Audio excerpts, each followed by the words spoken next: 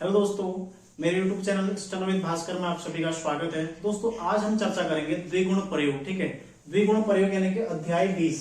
हमारी क्लास 124 और अध्याय 20 है। ठीक है, इसमें हम चर्चा करने वाले हैं। अध्याय 20 में देखो क्या दिया गया है।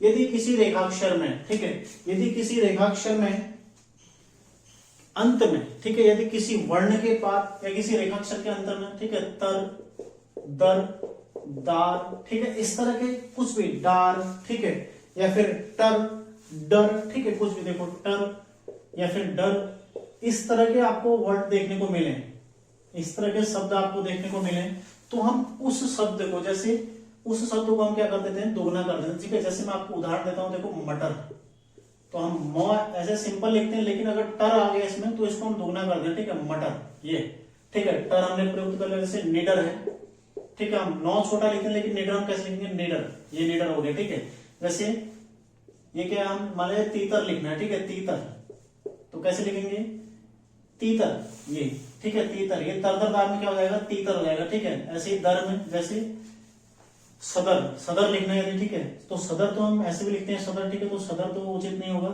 लेकिन यदि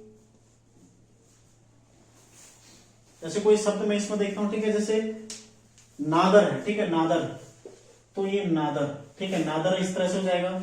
और साथ ही देखो, यदि किसी कोई मात्रा यदि आती है, जैसे सूबेदार है, ठीक है, सूबेदार, देखो सूबेदार, यहाँ पर तरदरदार है ना, सूबेदार, तो ये सूबा हो गया, ठीक है, सूबे और सूबेदार, ये देखो यही बड़ा हो जाएगा, क्या हो जाता है, सूबेदार, ये पढ़ा जाएगा। ठीक है, ऐसा देखो बंदर, यदि लास्ट में देखो ब न दर, समझना है इसको, ठीक है, ब न दर, अगर बंद होता तो कैसे लिखते हैं, बंद, ठीक है, बंद में रॉ भी आ गया, बंदर, ये तरदर वाला आ गया ना, दर, तो बंदर, इस तरह से बंदर हो जाएगा, ये बंद और ये बंदर। ठीक है, तो ये आपने फर्क समझना। यदि कहीं पर काटने वाला है, जैसे इम्ब वाला है या फिर इम्ब वाला है, ठीक है, इम्ब वाला है, या फिर देखो जैसे शंकर, ठीक है, जैसे शंकर का है ये आ जाए, या फिर अंग चिन्ह, ठीक है, जैसे शंकर है, शंकर ये आ जाए, ये अंक वाला, ठीक है, शंकर आ जाए, कर आ जाए, मतलब ठीक है, शंकर यानी कि कर आ जाए। और साथ ही देखो ये यदि आ जाए तो कैसे लिखना है हमने, ठीक है, तो ये कैसे लिखना है आपने, माया जैसे अम्ब था, अम्ब कैसे लिख रहे थे हम, अम्ब अभी तक का, ये अ म, इसको बीच से काट रहे थे, अम्ब। अब अगर अंबर इसमें जुड़ जाए तो अंबर हम कैसे लिखेंगे, अंबर, बस ये बड़ा हो जाएगा। ठीक है, अंबर, ठीक है, ये अंबर हो गया। आप ऐसे शंकर है, देखो शंकर, ये बस शंकर हो गया। ठीक है, तो ये देखो इम्ब और अम्ब वाला उदाहरण मैंने बता दिया आपको, शंकर वाला उदाहरण मैंने बता दिया आपको।